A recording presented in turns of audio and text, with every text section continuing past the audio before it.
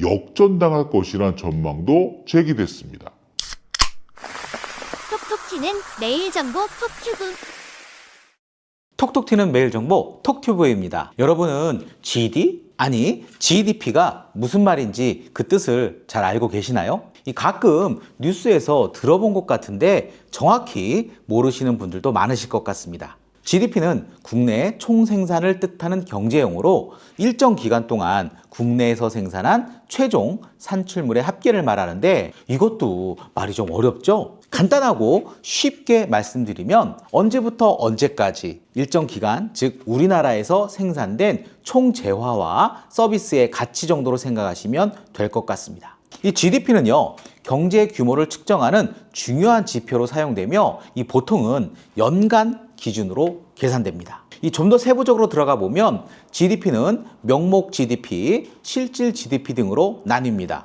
명목 GDP와 실질 GDP는 뭔가요? 명목 GDP, 즉 노미널 GDP와 실질 GDP, 즉 리얼 GDP는 이 경제 분석에서 중요한 짜잔 두 가지 개념입니다. 해당 내용과 그 차이를 중심으로 설명드려 보겠습니다. 명목 GDP, 특정 시점의 시장 가격, 즉 현재 가격으로 계산된 GDP입니다. 인플레이션이나 물가 수준 변화에 영향을 반영합니다. 물가가 상승하면 GDP가 인위적으로 커 보일 수 있습니다. 따라서 실제 경제 성장을 정확히 반영하지 않을 수 있습니다. 예를 들어 보면 2025년에 물가가 상승했다면 명목 GDP는 그 상승분을 포함하여 더 높게 계산됩니다.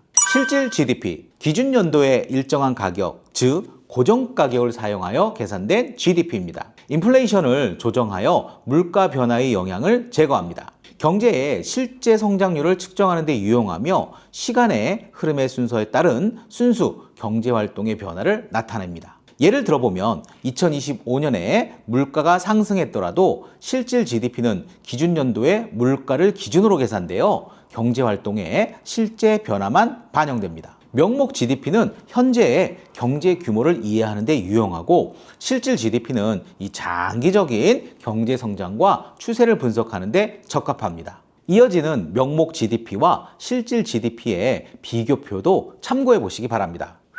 다시 본론으로 돌아와서 오늘은 간단히 GDP는 국내 총생산이다 이 정도로만 기억해 주세요. 그렇다면 우리나라의 명목 GDP 규모는 어느 정도일까요? 2024년 IMF 자료를 기준으로 1조 8,699만 달러로 촬영일 기준 하나로 계산해 보면 2,698조 2,657억 원 정도입니다. 이 순위는 세계의 짠짠 12위라고 합니다. 와, 우리나라 정말 대단하네요.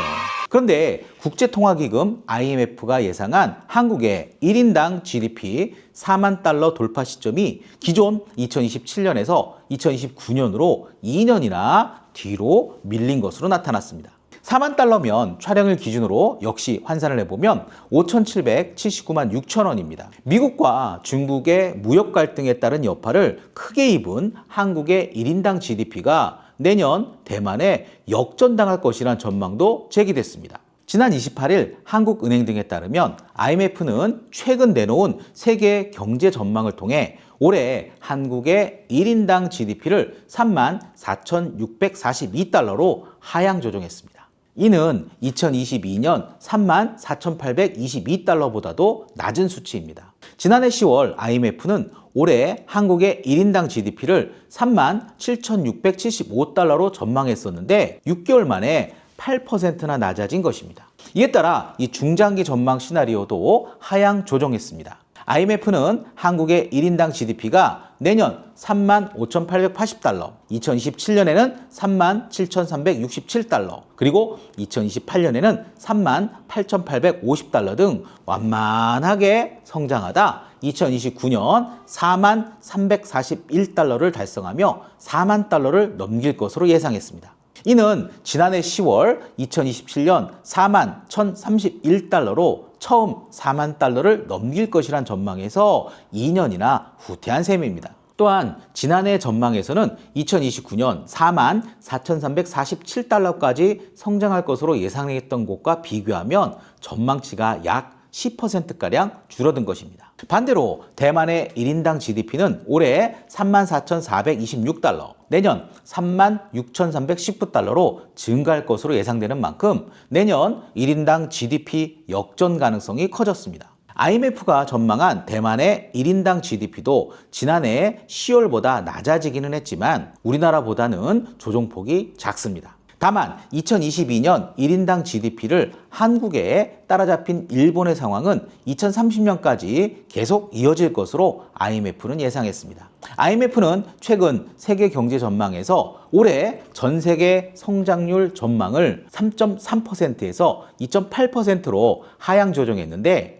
이는 도널드 트럼프 미국 대통령이 시작한 이 글로벌 무역 전쟁의 여파를 반영한 것입니다. 트럼프는 여기저기 트러블 메이커 같습니다. 미국과 중국에 대한 수출 의존도가 높은 우리나라의 성장률은 기존 2%에서 1%로 하향 조정됐는데 주요국 가운데는 가장 큰 낙폭입니다. 아쉽네요.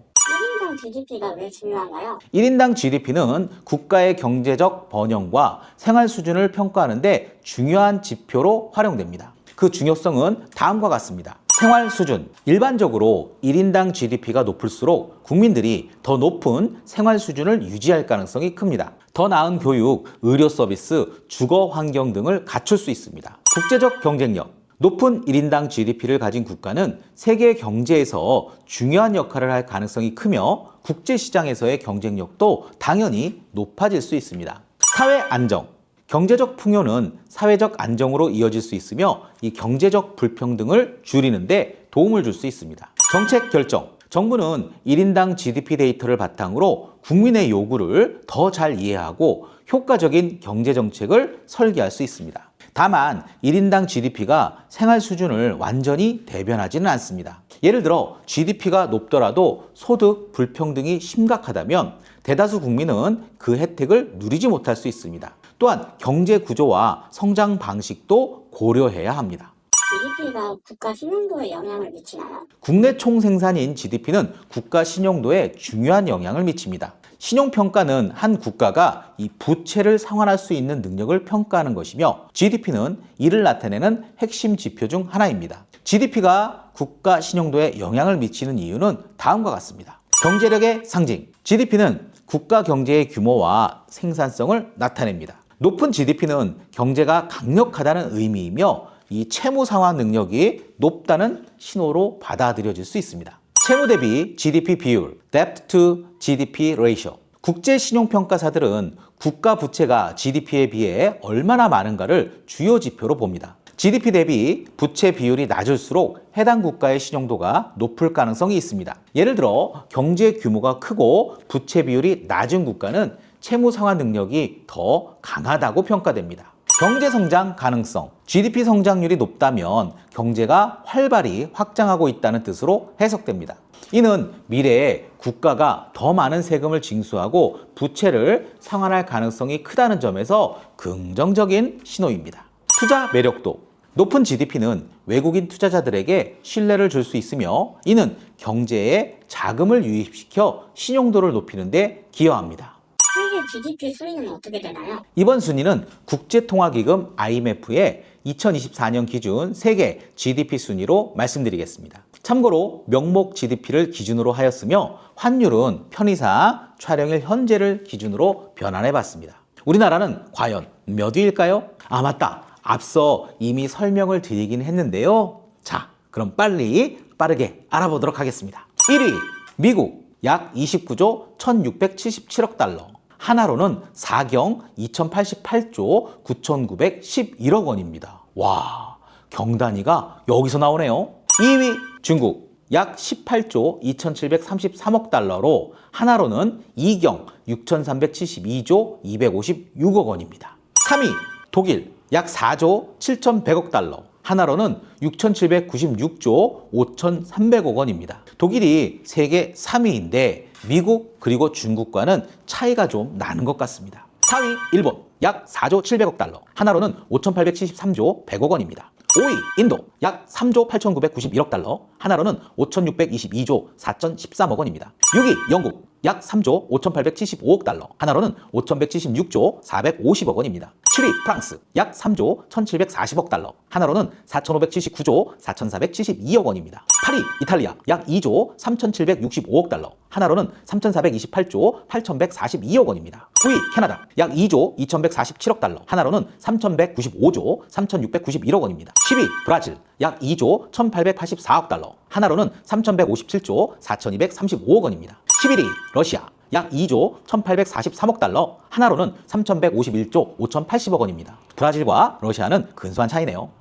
12위 드디어 나왔습니다. 바로 대한민국입니다. 약 1조 8,699억 달러, 하나로는 2,698조 787억 원입니다. 야, 정신없이 경조 억 단위를 읊어본 것 같습니다.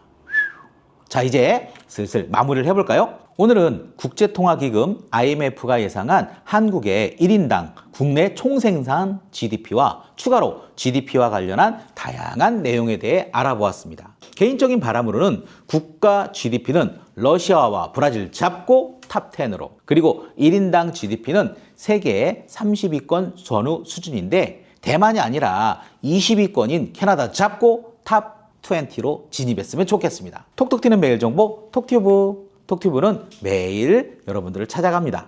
구독과 좋아요를 꼭 눌러주세요. 자, 여러분 오늘도 톡튜브 하세요.